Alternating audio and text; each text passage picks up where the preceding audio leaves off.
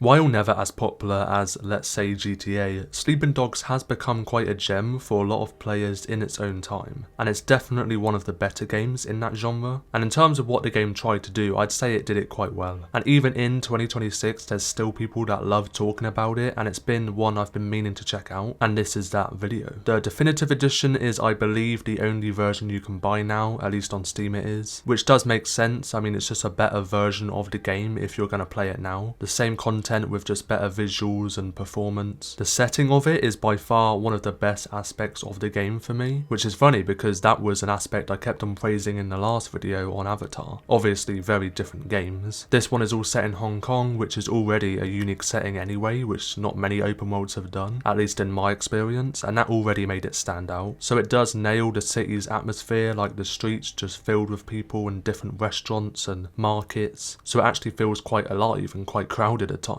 You play as Wei Shen, who's an undercover policeman with a job given to him to look into the triads in Hong Kong, and that whole setup gives the story and the protagonist that driving force, having to balance those two identities, so actually working as a cop with the law but then also switching to different crimes and having to gain people's trust and stuff. So it's a constant like push and pull theme going on, and as you can imagine it's not always straightforward and things become a bit complicated, let's say, as in a bunch of different relationships and other characters stirring things. Of course I don't want to give too much away, but looking at the story as a whole, it doesn't necessarily have a bunch of like big twists to it or like shock moments. Instead it does sort of let things build gradually, and that main focus is more on the character development and their relationships, especially in Wei. And he works great as a protagonist as he feels quite grounded and relatable, I'm sure, to a lot of players, and as you control him, he's trying to control everything as best as he can, rather than just doing stuff for the sake of it and causing havoc. I just mainly think the tension of it all just carries a lot of the narrative, but a big part that separates it from other titles similar is in the gameplay side. Like I said, of course there's going to be similarities to like GTA at a first glance, I'd imagine, but it's clear that the combat system is the main difference. Specifically in the melee combat part, it relies a lot on a very fast and responsive feeling to it, whilst you have to focus on timing of attacks and blocks, counters, as well as integrating the environment and just trying your best to read enemy movements mainly. But I think the main thing is just it's a lot of fun, and enemies can be thrown into walls and slammed into stuff, or you getting to use different objects on them, and as long as you try to switch it up and have fun and experiment with it, every fight is so different and not so repetitive. So it follows a martial arts theme and is a bit more technical, I suppose, compared to other open world combat, and the system for it does hold up fine now in 2026. It's so satisfying to play, especially once you really get a feel of it. And like I said, melee combat is the primary focus, but gunplay is still an option, just clearly not as looked into, and I'd say it depends on the scenario you're in. It's not really part of the main loop of the game, as it does encourage melee combat as its main system. I'd say driving is also a big part of the experience, and it also has another unique take on that. So instead of like a realistic mechanic and trying to get it really accurate, it leans into more of an arcade style feel, which fits the tone way better, to be honest, though the vehicles, they still have weight to them and feel smooth to drive and drift especially. Another fun part for sure, especially when you're doing high speed chases throughout the city. Again, definitely matches the energy of it all, and there's a bunch of races you can do throughout the world. I wouldn't say it feels overwhelming or anything in terms of there being so much content thrown at you. It's quite an easy game to get into naturally and just exist in the world, and visually, even in the definitive edition, it's gonna show its age a bit, but definitely not awful or anything. It still looks fine, and it has a cool like art direction to it, and it's not really going for realism. I love like the neon lighting, especially at night. As you'd imagine, the city is full of like